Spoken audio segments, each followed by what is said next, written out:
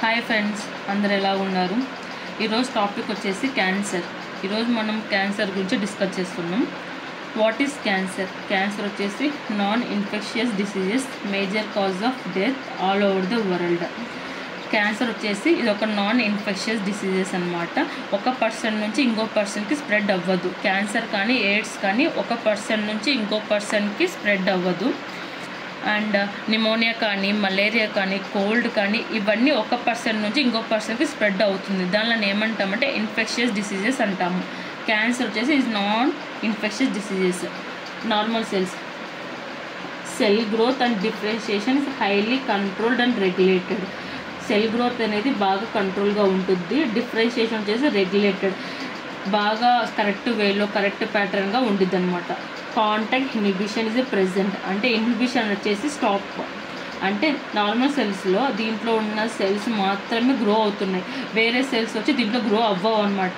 Contact inhibition is the present virtue of which contact with other cells inhibits their growth, అంటే వేరే cells ఒక గ్రోత్ని stop చేసేదాన్ని contact inhibition అంటాం.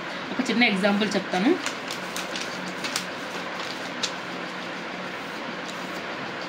మీరు సెల్ సైకిల్, సెల్ డివిజన్ చదివింటే దాంట్లో వచ్చేసి మనకి G phase, S phase, G2 phase and M phase ఉంటుంది. ఇక్కడ మనకి 3 చెక్ పాయింట్స్ ఉంటాయి అన్నమాట.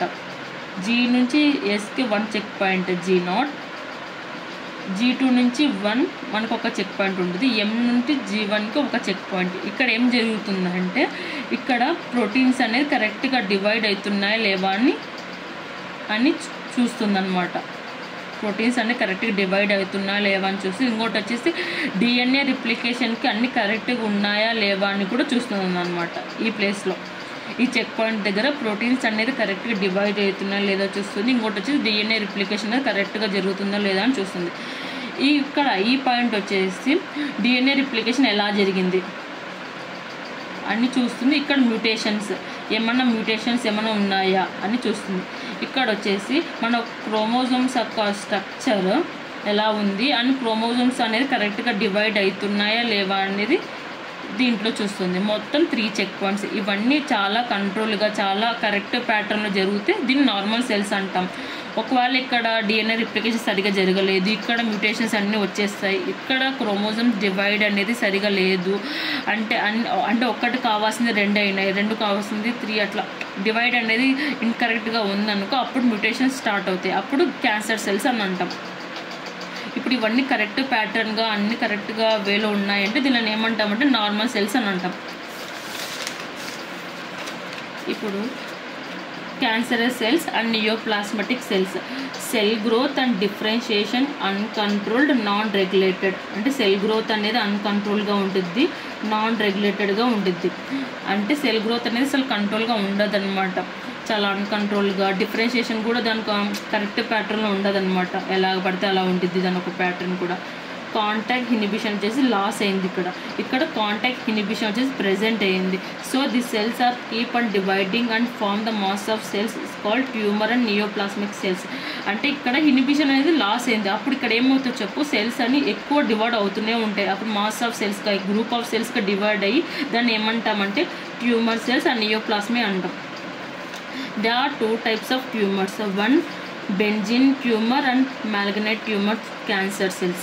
There are 2 types of tumors, one benign tumor and malignant tumors cancer cells.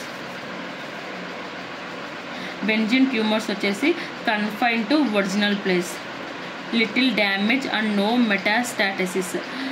అంటే ఇప్పుడు మనకి ఒక స్టమక్లో ఒక ప్లేస్లో ట్యూమర్ వచ్చింది, ఆ ప్లేస్లో మాత్రమే ఉంటుంది, అంటే వేరే ప్లేస్కి స్ప్రెడ్ అవ్వదు, దాన్ని బెంజిన్ ట్యూమర్స్ అంటారు.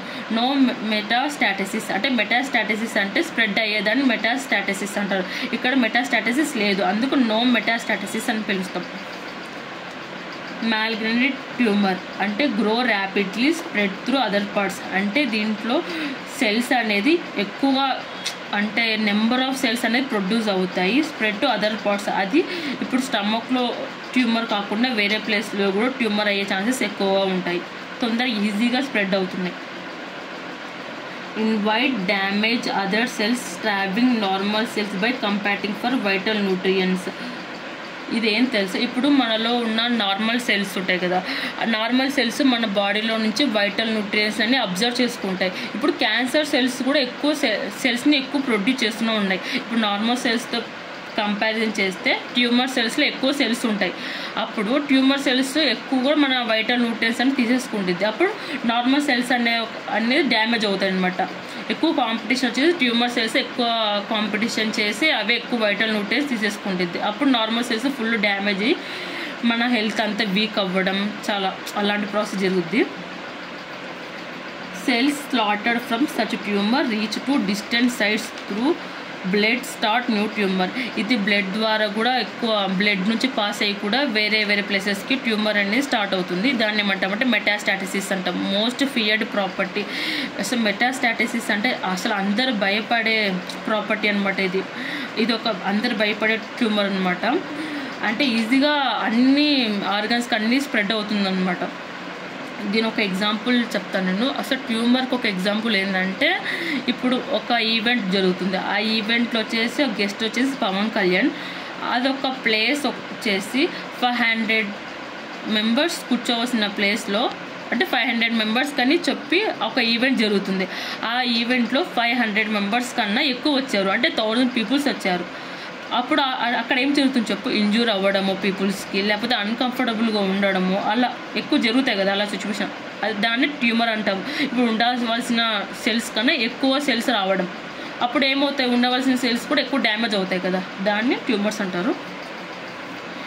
అసలు ట్యూమర్స్ అనేవి ఎలా వస్తాయి అంటే, ionization radiations, X rays and gamma race.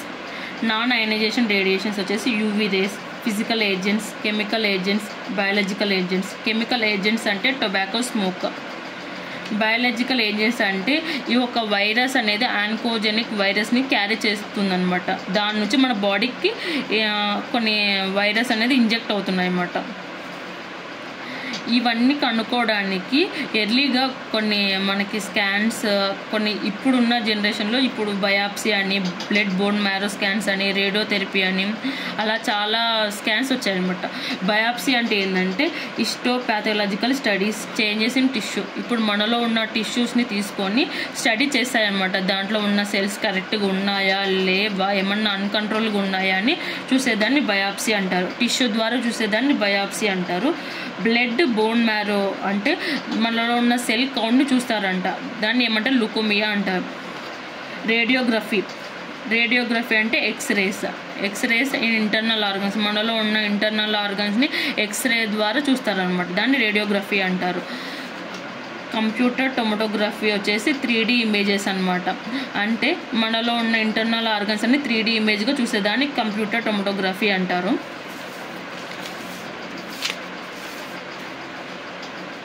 Magnetic resonance imaging అంటే ఎంఆర్ఐలో strong magnetic field and non ionizing radiations ఉంటాయన్నమాట. ఇది ఎంఆర్ఐ వచ్చేసి ఏంటంటే మనలో ఉన్న ప్యాథలాజికల్ సైకలాజికల్ చేంజెస్ని లివింగ్ టిష్యూ యాక్యూర్ అంటే మనలో ఉన్న డిసీజెస్ని చాలా త్వరగా డిటెక్ట్ చేసేదాన్ని ఎంఆర్ఐ అంటారనమాట. అంటే ఇప్పుడు కంప్యూటర్ టొమటోగ్రఫీ కానీ రేడియోగ్రఫీ కానీ దానితో కంపేర్ చేస్తే ఎంఆర్ఐ అనేది తొందరగా మనలో ఉన్న చేంజెస్ని ఎక్కువ డిటెక్ట్ చేసేదాన్ని ఎంఆర్ఐ అంటారు.